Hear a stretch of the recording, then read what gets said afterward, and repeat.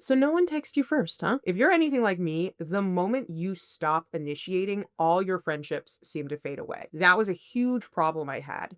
And it feels really terrible. You feel forgotten because you're there for everyone else, but no one is ever there for you. If you constantly feel like people pull away when you stop being the quote unquote low maintenance friend, there's a very specific reason why this keeps showing up in your relationships. And it's probably not what you think. I used to feel the exact same way. I felt like all of the people in my life never thought of me first.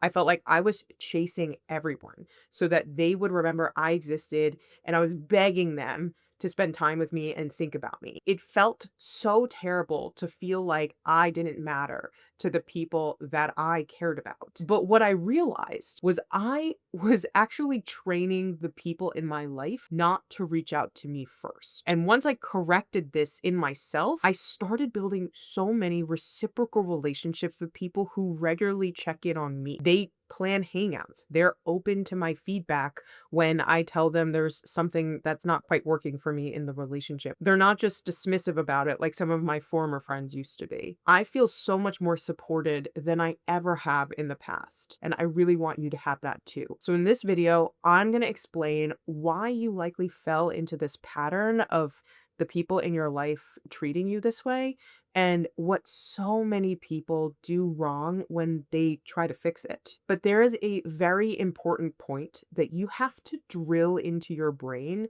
if you want anything that I say in this video to actually help you change your life. And that is recognizing a distinction between responsibility and blame. When I was experiencing this terrible pain of being forgotten by the people in my life, I would oscillate between anger at them, so believing that the other person is the entire problem, which is something I see in my comment section a lot. Like these other people are abusers, they're users, they're the problem. And I would also swing back in the other direction and turn my anger inward and blame myself. The conclusions I came to were I was worthless, I was terrible, there was something fundamentally wrong with me because so many people weren't treating me well. So obviously, I'm the common denominator, so I had to be the problem, right? Both of these ways of thinking are harmful. They were preventing me from growing and making a change in my life, and I can't force you to agree with me, but I can try to outline this in a way that I found helpful for me. If there's a pattern in your life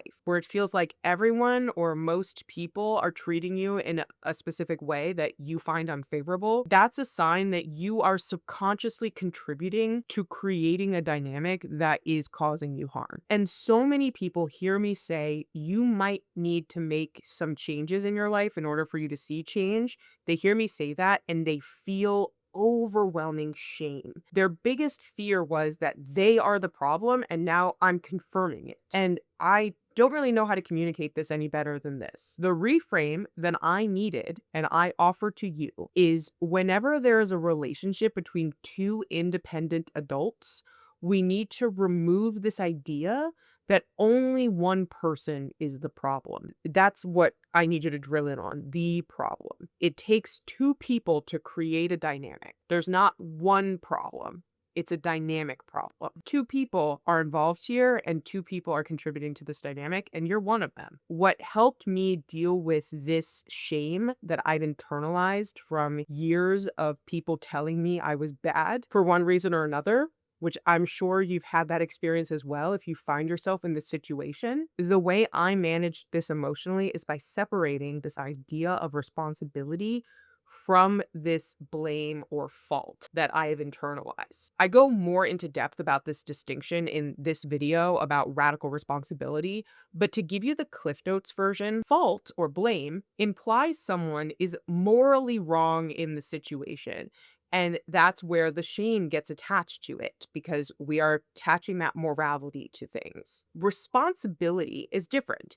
Responsibility is about who has leverage to change the outcome. And with a relationship of two independent adults, both of you have that leverage. This issue you're running into is you are not conscious of how you are contributing to the dynamic you currently find yourself in. Odds are the other person is also unaware of their contribution. And I want to make this clear because every time I make this point, whether it's in a video or in my newsletter, people hear me say something through a distortion filter of whatever they're feeling when they hear my message. And they're usually feeling shame. So they feel like I am shaming them. I am not. The only way you're going to make a change is if you accept that there is some skill set that you are lacking, but you can build upon that skill set. And that is what I'm teaching you here today. And again, I want to make it clear people mistreating you or taking you for granted in the way I described in the beginning is not a reflection of your worth. If it keeps happening to you, though, it is a reflection of what you're communicating to people unknowingly about how much you're willing to tolerate. But the good news is creating connection and forming healthy relationships, those are learned skills. You're not fatally flawed. You just never learned how to do this. And I was the same way. You can bridge that skills gap with a little bit of awareness and a little bit of effort. There was something you were taught to tolerate in order to feel safe in your household of origin with your caregivers. And we don't have to go into all of that. It's really not necessary to unpack your childhood in this very moment. But I think that what will be the most helpful for you is to get in touch with your patterns of behavior in friendships and relationships. So now we're going to take a deep breath and we're going to get into the difficult truth of what's actually happening here. And I hope you get to the end of the video because this framework and way of thinking changed everything for me and it's made my life a whole lot better. Odds are you're a really good friend. You remember details about people in your life. You sit through long conversations about your friends' struggles and their pain, and you try to get them advice and insight, and you go above and beyond for the people in your life, even the ones you may not be super fond of or you don't know very well. You do everything you can to give to the people around you. But when you need something, no one notices. No one ever reaches out to you or asks you to hang out to check if you're okay because they noticed something was a little off when they hung out with you the other day. No one's doing that for you. And I've been there. It feels really crappy. What I realized was I was unconsciously screening out people who would show up for me. And I was doing this by being overeager and doing everything I can to be as helpful as possible. I did not know how to have a relationship where I wasn't offering some sort of service or trying to fix some problem for my friends. I confused being needed with being valued. I chose friends who relied on me emotionally.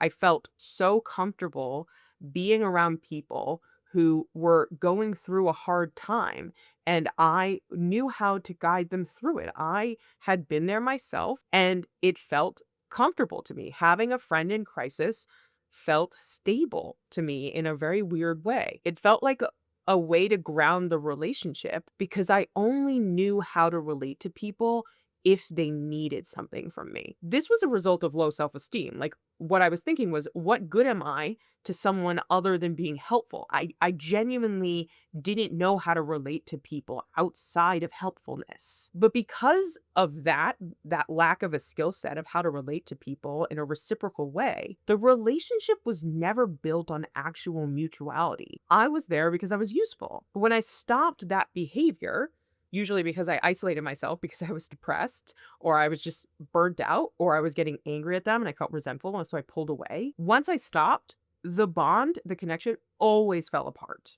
There was very few exceptions. It took me a while to realize that I was unconsciously avoiding emotionally available people who would reciprocate because I was overgiving. People who value a back and forth in the relationship are going to be weirded out by someone like me who essentially had her nose up their ass. Like, I'm sorry for the graphic visual, but that's what it feels like to well-adjusted people. It's uncomfortable. It's smothering. But do you know what kind of person likes having their friends' noses up their ass? The selfish ones. The self-involved people. Maybe they're even narcissists. People who want everything to be about them. And they do not like being told that they need to change or that they did something wrong. But because of my positionality with my nose up their ass, that's who I ended up being friends with. And that's why I was so exhausted. And just to go back to the low self esteem thing, one really important point that helped me was recognizing that I was turning every relationship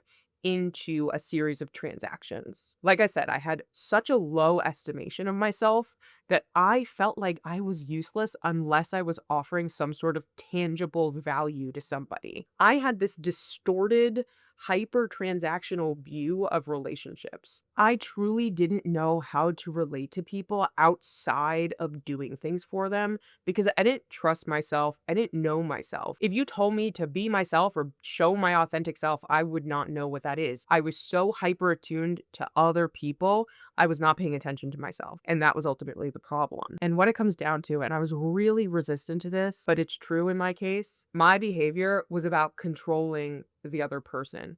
I was trying to prevent rejection by being overly helpful. I was constantly monitoring myself around them to act in a way that I thought they would approve of. Even if I actively couldn't say that about what I was doing, I wasn't aware that's what I was doing. This had just been ingrained in me since I was a child because this is how I learned how to relate to people as a child. I was afraid to cause conflict or do anything that could lead to rejection. And like I said, I was really resistant to this idea that I was controlling at first when I first came across it somewhere in a book online. I don't remember. This is the really difficult stuff to swallow because when you put this together, it does feel like you're the quote unquote problem. But like I said, this is about recognizing what control you have over the outcome of the situation you're in. And you really only have control over yourself. You can have intentions for the other person, but ultimately they're the ones that have to behave in a specific way, and you don't get to dictate that. And these are the subtle things I was doing wrong that were yielding the relationship outcomes I was getting.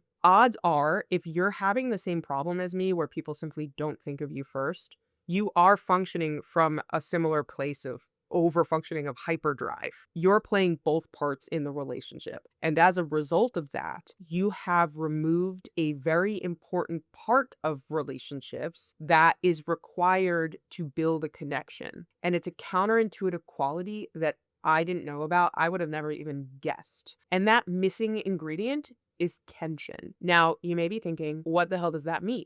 Why would I want tension in a relationship? Wouldn't that feel really bad? I felt the same way, but I was also terrified of conflict in any form. So introducing tension on purpose felt so wrong to me. I physically repelled this idea.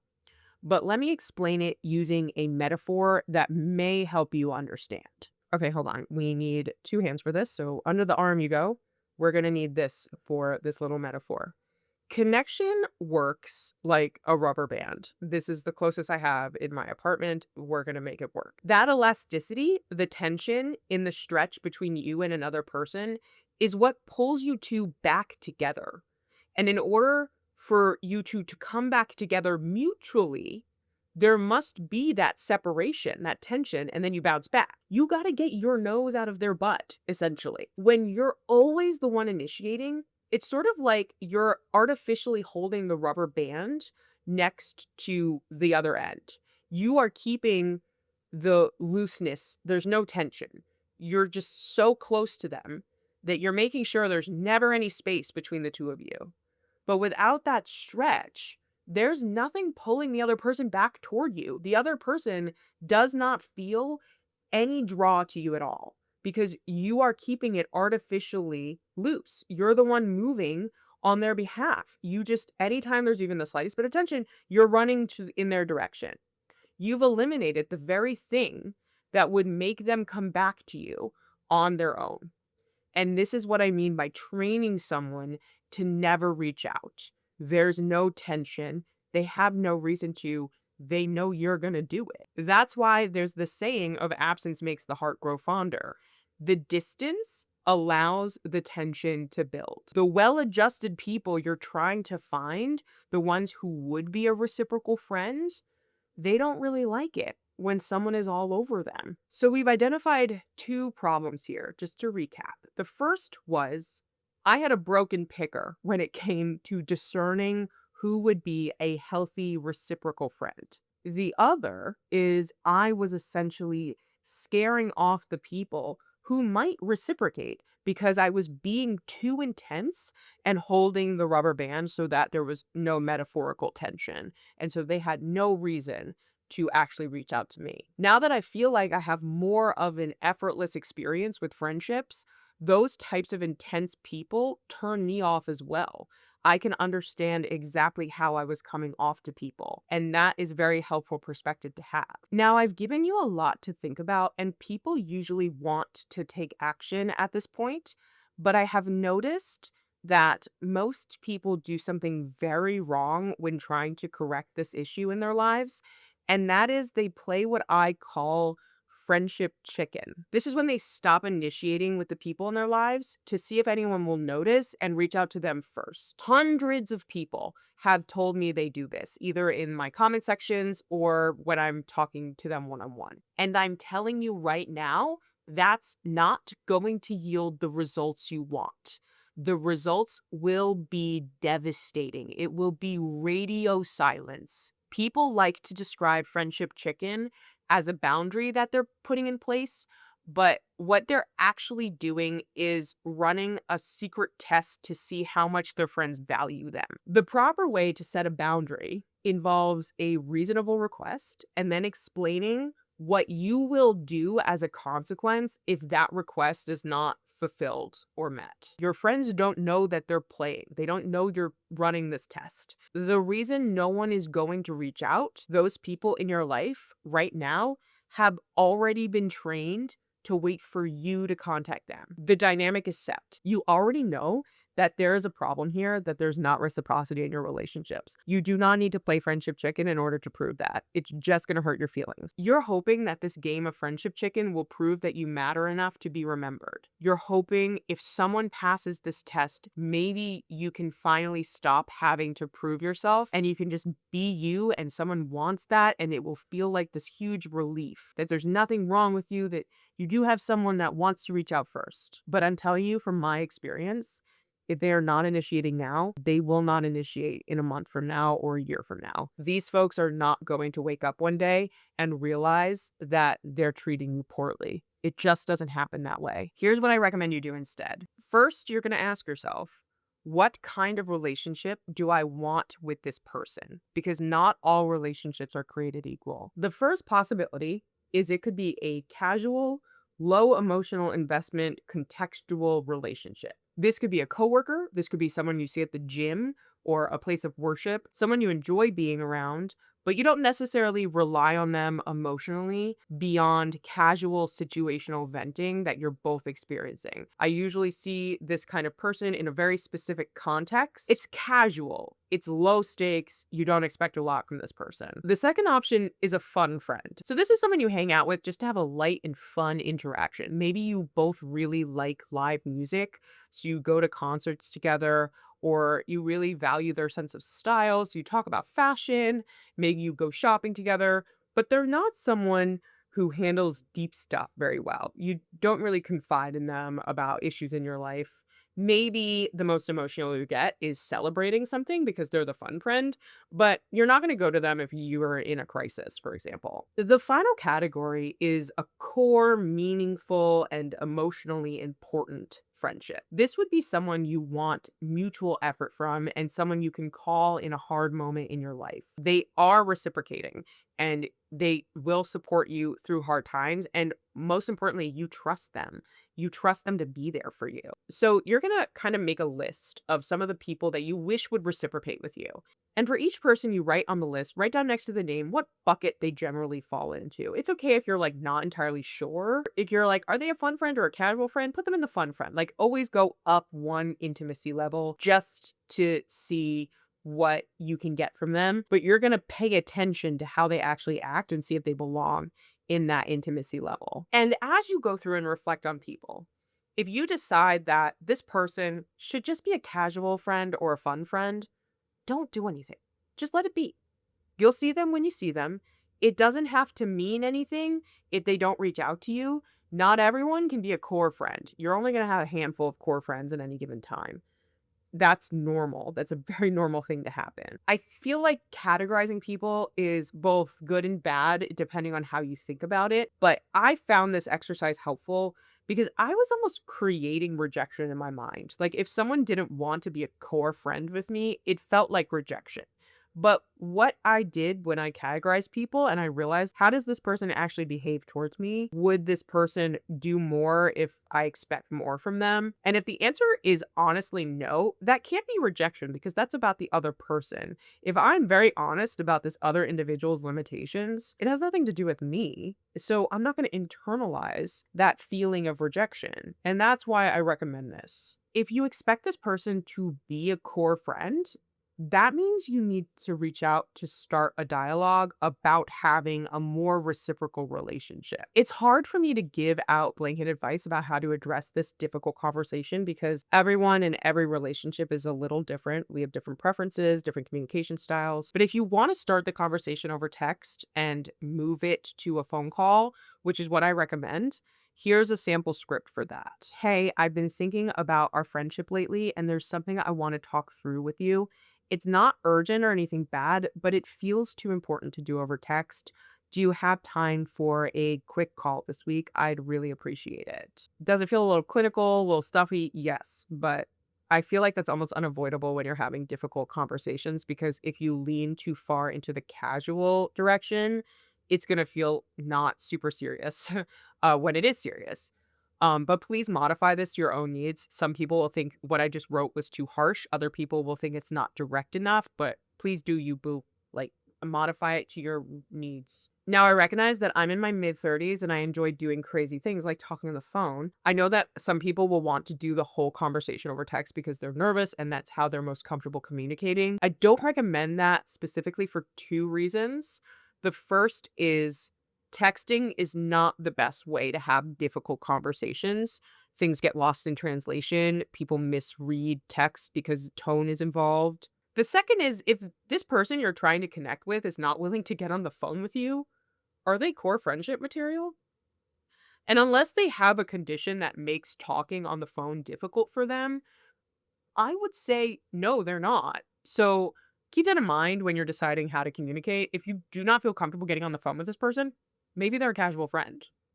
That's it. And I know that sucks because you want someone to be a core friend, but it'll come with time. You're in the beginning of this process, and I know it's difficult, but we can do it. But if you do want to do this all over text, here is a sample script that you can amend to your needs. Hey, I hope you're doing well. I want to talk about something that's been on my mind. I noticed I'm usually the one reaching out and making plans with us, and honestly, I'm starting to feel like we're not on the same page about our friendship. I miss feeling like you're thinking of me too. Going forward, I'd love to see you initiate more, like texting me first sometimes or suggesting we hang out. Does that feel doable to you? Again, change these to fit your needs and communication style. This is just a jumping off point. If that doesn't feel like something you would write, please write something else. Now, I don't want you to get your hopes up. A lot of people will not respond well to this request, unfortunately. They may feel accused, they may feel guilty, and that may show up as defensiveness and trying to turn it back on you. I want to affirm that regardless of how you behaved, even though you were overfunctioning, maybe being a little controlling, as long as you didn't hurt them, they were wrong to treat you that way. They were either taking advantage of you full stop, or if you want to be more charitable to them and their intentions, at the very least, they were miscommunicating. Like if they felt like you were too controlling, for example, they could have tried having that conversation with you and they didn't, right? So they are doing something wrong here too. I went through this and I had a few people react well, and they did in fact want to maintain the friendship, and it gave us a place to start. If someone responded well and actually started initiating, I gave it time. I gave it about 3 to 6 months to see if the behavior stuck. And I used that time to experiment with my own comfort levels. And what I mean by that is how much interaction did I need from them to feel like they were honoring our connection and actually kind of quote unquote pulling their weight. For me, at my age, when people have a lot of responsibilities like friends and work and babies and houses and all that stuff, It was about once every 3 months. That was my bare minimum. And it wasn't like a hard and fast rule, like, I would check in sometimes, like, I wanna give people grace, but I feel like once a quarter is pretty reasonable if we're gonna consider each other core friends. And it wasn't like I was tracking them, but I was just, like, kind of keeping a mental note. If you wanna track them, I guess you could, but I feel like that would make me obsessive, so I don't necessarily recommend it. And, this is sort of where this idea of detachment comes in. I had to get to the point where I was okay with losing every single friendship I had. I recognized I was rebuilding from the ground up, and if I was able to retain a few people who were previously in my life, that's lovely, but ultimately, I was detached from the outcome of whether or not I was able to salvage the relationship. If every single relationship in your life was not reciprocal like, you want them to be, then there's some work that you have to do internally to work on that, and you have to get to the point where you're like, "Okay, maybe I just need to start over." And I know that sounds horrible, but it's possible. I've done it. And again, as a warning, so you know it's not just you, the vast majority of people did not like the fact that I called them out. They called me high maintenance or started listing things they thought were wrong with me, or they said I was being too sensitive. At some points, it was pretty cruel. I'm not going to lie. I cried. It was bad. But I want you to drill this into your brain. Your friendship situation is going to get worse before it gets better. It's going to stay worse if you just play friendship chicken because you're not actually taking any action that's going to correct anything. You're just kind of hoping people will change out of nowhere with no provocation. The way I got through this devastating period emotionally is recognizing that connection and friendship is a skill set. And I never properly learned it as a little neglected child. I had a very messed up developmental period in my childhood that led me to farm behavior, led me to people please and to overcorrect and over attune to others. And in order for me to get the kinds of relationships I want, the kind that I deserve, I had to cut out that people pleasing. And guess what? When you stop people pleasing, people will not be pleased. This is just part of the journey that I had to go through to get to where I am now. You do not want to be friends with people who treat you like a doormat. That's not a friend. If you send that message and they respond defensively or nothing changes with your dynamic, even if they say they're going to change, that's your answer. You could either accept this is a person who's going to be a casual friend, or you can just let it fade. And yes, that means you might lose people. But what I learned is that making space for people who can't show up emotionally is preventing you from finding people who can. You can only have so many close friendships in your life. Do not waste your time and energy on people who do not want you back. So now that you know what you're missing in relationships to encourage reciprocity, the next thing you have to understand is how to pick better people in your life. So watch this video next for a step-by-step breakdown along with the digital download. Thank you so much for sticking around to the end. Please consider subscribing to the channel and to my newsletter where I go into even more depth about what I'm learning. I'll see you in the next one.